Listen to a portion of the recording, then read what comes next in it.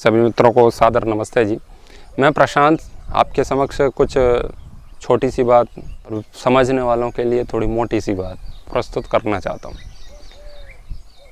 मैंने किसी वीडियो में कहा था बहुत पहले जब लॉकडाउन चल रहा था, तो मैंने कहा था कि इस लॉकडाउन में जो लोग घर पे बैठे हुए हैं, इसमें से आप देखना कि जब कुछ समय बीत जाएगा, 4-5 साल 10 साल बाद कुछ लोग निकल के आएंगे और वो थोड़ा कुछ बड़ा करेंगे जीवन में, तब उनसे पूछेंगे कि उनके जीवन में क्रांति कैसे हुई। तो वो कहेंगे कि लॉकडाउन में जब हम घर बैठे थे तो हमें सोचने का समय मिला और हमने बहुत कुछ सोचा, और वो लॉकडाउन के कारण आज हम इस स्थिति में हैं, अध्यात्म के मार्ग पर हैं। तो मैंने बहुत पहले ये बात कही थी, तो मैंने सोचा भी नहीं था कि इतनी जल्दी रुझान आना आरंभ हो जाएगा। उसका बहुत जल्दी से शुरुआत हो गई उसकी। अभी मैं कल समाचार पत्र पढ़ रहा था और मुझे पढ़ के बहुत प्रसन्नता हुई उस बात की। समाचार पत्र में लिखा था कि पति ने लॉकडाउन में घर पर रहने के कारण धार्मिक चैनल टीवी पर देखे और चैनल को देखते देखते वैराग्य इतना जाग गया कि वो अब संन्यास लेने पर अड़ा है और अपनी पत्नी से झगड़ा कर रहा है। बहुत सारे लोगों ने समझाया और अब वो उनको आध्यात्मिक भाषा में जवाब देता है। पत्नी कुछ कहती है तो वो कहता है कि सब मोह माया है, किसके चक्कर में तुम पड़ी हो, ये सब छोड़ो, कुछ नहीं है। और जब वो घर छोड़ने की बात कहता है तो पत्नी उसको धर्म याद दिला रही है कि गृहस्थ धर्म भी ऐसा है, वो वैसा है, वो वैसा है। तो वो उदाहरण तुलसीदास जी के दे रहे हैं, गौतम बुद्ध के दे रहे हैं। वो कह रहे कि गौतम बुद्ध भी तो गृहस्थ थे, ये थे, यानी कि वैराग्य अंदर से जाग गया। इसी को कहा है महर्षि पतंजलि ने, अपरिग्रह स्थैर्य जन्म कथन था संबोधा। यानी कि आपने एक शब्द आपने बहुत सुना होगा कि अपरिग्रह का पालन करो, यानी कि कम से कम वस्तुओं का संग्रह करें। जितने में जीवन चल सकता है उतने में जीवन चलाएं, उससे अधिक संग्रह ना करें। तो ऐसा करने से क्या होगा? कोई भी चीज़ केवल करने के लिए नहीं होती, हम इसीलिए करते हैं क्योंकि उससे कुछ और नया मिलेगा। तो आप पूछ सकते हैं कि अपरिग्रह का फल क्या है? जो लोग कम से कम में अपना जीवन व्यतीत करेंगे तो उनको क्या मिलेगा? तो ये उसका फल है जो इन सज्जन को मिला है। फल ये है, महर्षि पतंजलि ने कहा है कि अपरिग्रह स्थैर्य जन्म कथनता संबोधा। यानी अपरिग्रह में जो स्थिर हो जाते हैं जो व्यक्ति, अपरिग्रह का जो पूर्ण रूप से पालन करते हैं, वो जन्म कथनता संबोधा, यानी कि जन्म से संबंधित उनको बोध होने लगते हैं। जन्म मरण मृत्यु जीवन क्या है, इंद्रियां क्या हैं, संस्कार क्या हैं, मेरा जीवन किस ओर जा रहा है, मैं कहाँ चल रहा हूँ, कहाँ मुझे जाना चाहिए, मैं कितने पुण्य करता हूँ, कितने पाप करता हूँ, मैं किस भाव में जीता हूँ, मेरा जीवन का उद्देश्य क्या है, मेरा जन्म क्यों हुआ था, ये सारे प्रश्न उभर कर आते हैं जब हम अपरिग्रह का पालन करते हैं। तो ये अपरिग्रह में स्थिर हो जाने पर ये सारी प्रक्रिया आरंभ होती है। क्या है कि जैसे कि कोई व्यक्ति जब भीड़ में गिर जाता है ना, तो फिर उसके ऊपर से पब्लिक भागती जा रही है, वो उठने का प्रयास थोड़ा सा करता है, तब तक दूसरा पैर रख दिया किसी ने, और वो दूसरा पैर उठा नहीं पाता कोई, तब तक कोई किसी ने तीसरा रख दिया, तीसरे ने उठाया, उसने प्रयास किया कि वो उठे, तब तक चौथे ने रख दिया। तो वो मनुष्य ज़मीन से उठ नहीं पाता जब तक कि पूरी भीड़ नहीं निकल जाती उसके ऊपर से। ऐसे ही हमारे अंदर अध्यात्म का बीज है, सबके अंदर है। किसी के अंदर बहुत कम होता है, किसी के अंदर ज़्यादा होता है, किसी के अंदर बहुत ज़्यादा होता है। तो जिनके अंदर बिल्कुल ही नहीं है, बहुत थोड़ा सा है, तो वो उनके लिए संभावना इस जीवन में तो नहीं है। यदि वो करना चाहें तो हो सकता है, लेकिन जो थोड़ा सा विचार करते हैं और उनके अंदर से वो जागता है।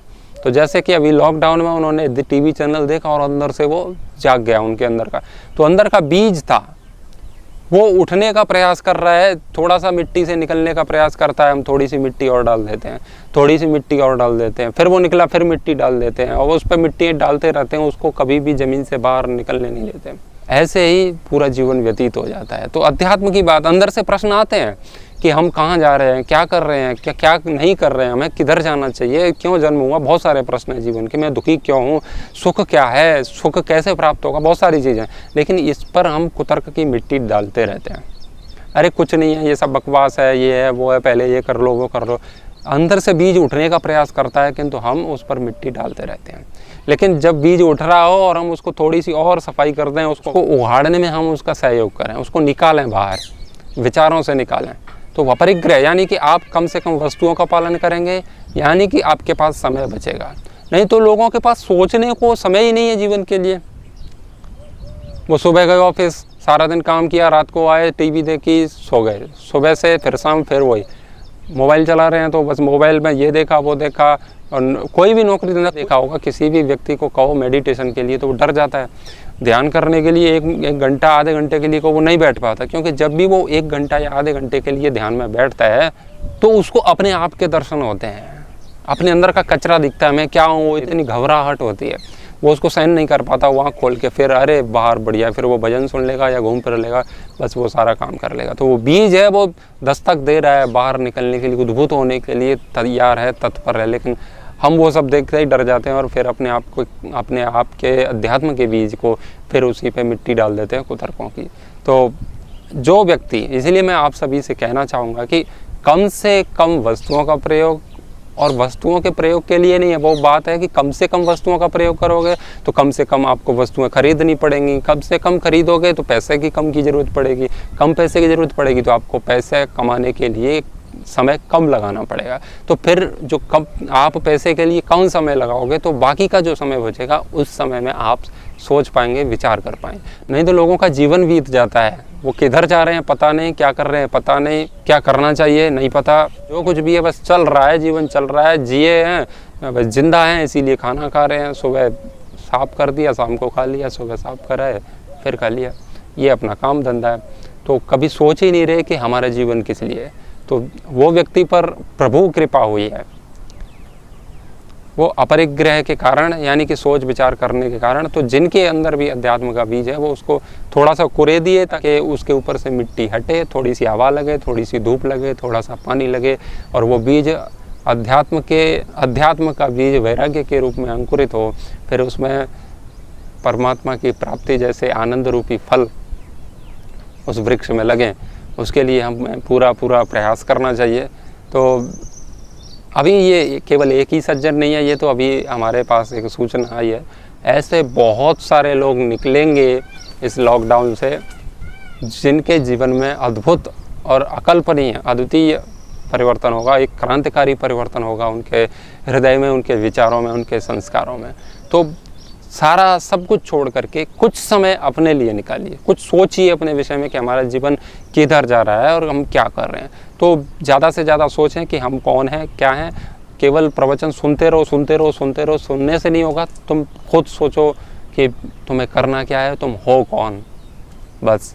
तो आप कौन हो वो आपके दर्शन जब ही होंगे जब आप थोड़ा सा शांत अवस्था में अपने आप को समय देंगे।